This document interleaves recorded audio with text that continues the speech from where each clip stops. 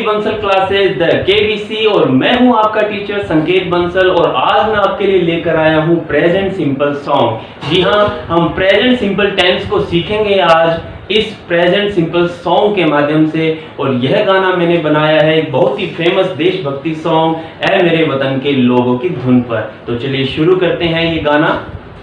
ऐ मेरी क्लास के बच्चों तुम याद करो ये गाना, इंग्लिश ग्रामर के तुमको नियम है याद कराना।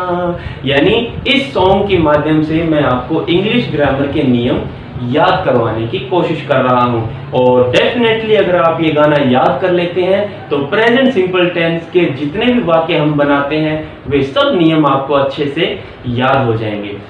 अब इसका आगे का पार्ट हम देखते हैं। प्रेजेंट सिंपल का वाक्य हमें आज की बात बताता, आदत नियम और सत्य जिस वाक्य में हो आता।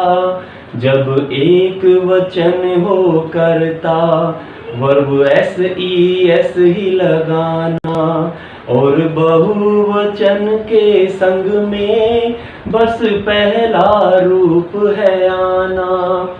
ऐ मेरी क्लास के बच्चों तुम याद करो ये गाना, इंग्लिश ग्रामर के तुमको नियम है याद कराना। इसका आगे का पार्ट देखिए। निगेटिव का हो वाक्य तो हेल्पिंग वर्ब बुलाओ, बहुवचन में डू आएगा, एक वचन में डज को लगाओ। जब प्रश्न हो तुमको बनाना डू डज को आगे ले आओ। प्रेजेंट सिंपल का वाक्य इस नियम से ही बनाओ, ऐ मेरी क्लास के बच्चों। ठीक है, ये था हमारा सॉन्ग। और अब मैं आपको इस गाने की एक एक लाइन में कौन सा नियम छुपा हुआ है वो समझाता हूं। तो चलिए शुरू करते हैं। देखिए, सबसे पहले इन दो लाइंस को हम समझेंगे।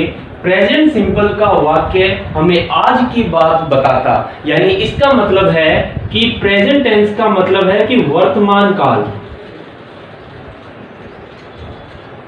देखिए, वर्तमान काल का मतलब है कि हम आज के समय की बात करते हैं, ऐसे वाक्य बोलते हैं उस काल में।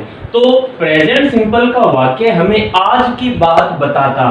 तो इस बात से हमें क्या पता चलता है कि प्रेजेंट टेंस आज के समय की बात करता है। ठीक है, अब आगे की बात देखिए।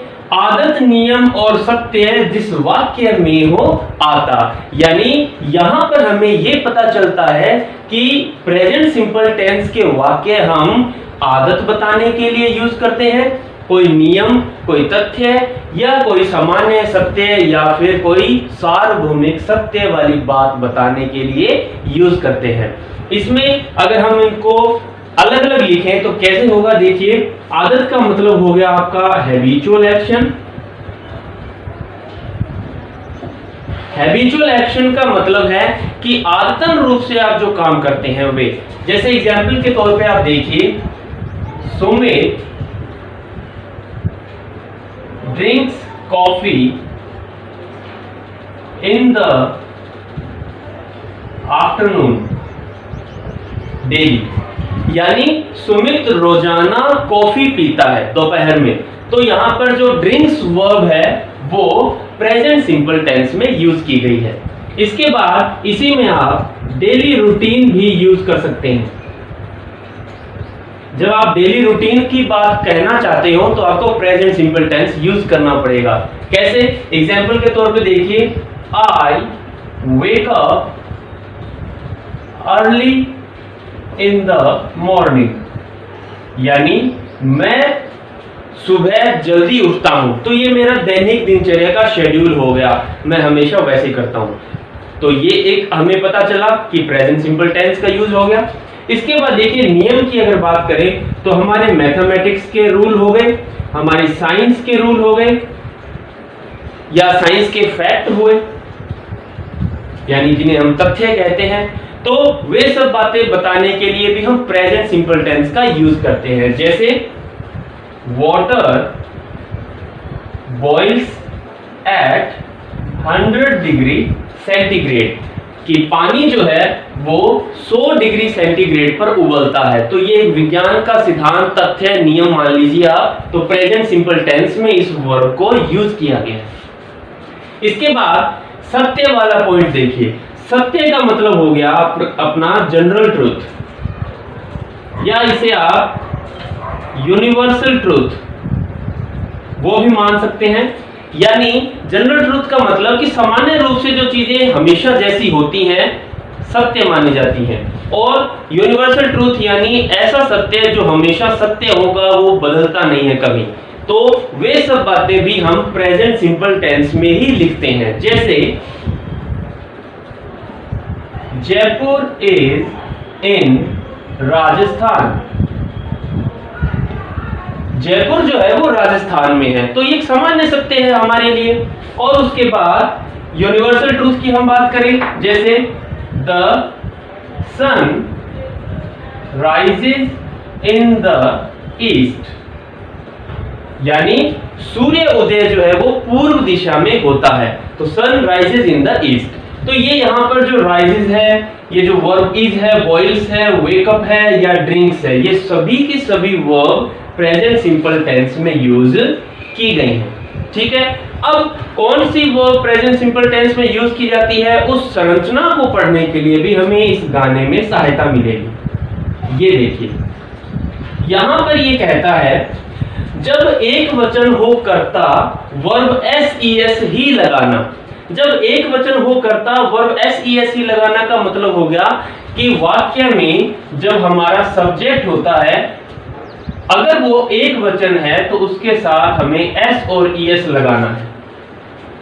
यानी अगर मैं यहां पर कोई एक वचन वाला सब्जेक्ट यूज करूं तो आपको वर्ब के साथ एस और ईएस लगाना पड़ेगा।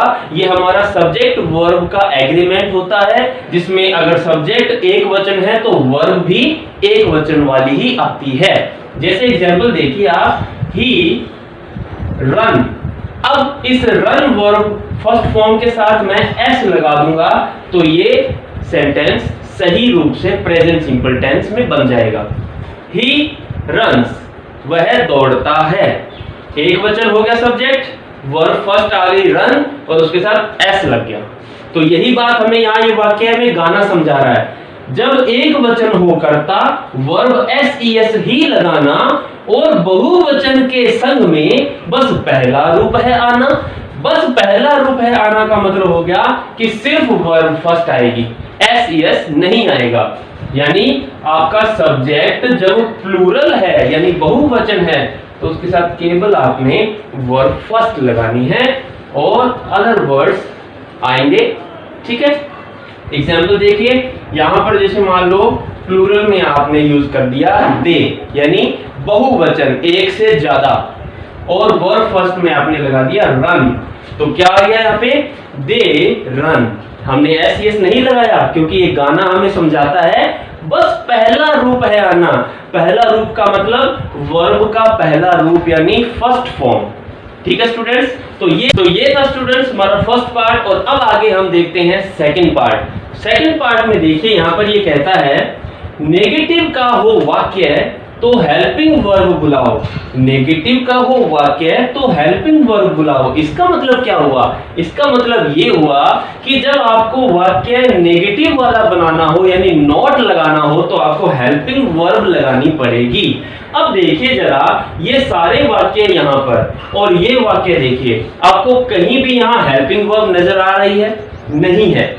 आपको यहाँ पर हेल्पिंग वर्ब लगानी पड़ेगी। क्यों? क्योंकि जो नॉट है वो कभी भी हेल्पिंग वर्ब के बिना नहीं आएगा। आपको नॉट लगाना है तो हेल्पिंग वर्ब लगानी पड़ेगी। तो इसलिए हम यहाँ पर हेल्पिंग वर्ब बुलाएंगे। कौन सी हेल्पिंग वर्ब बुलाएंगे? बहुवचन में तो डू आएगा और एक वचन में डज को लगाओ। यानी जब हमारा सब्जेक्ट बहुवचन हो, जैसे कि ये है दे, तो डू आएगा।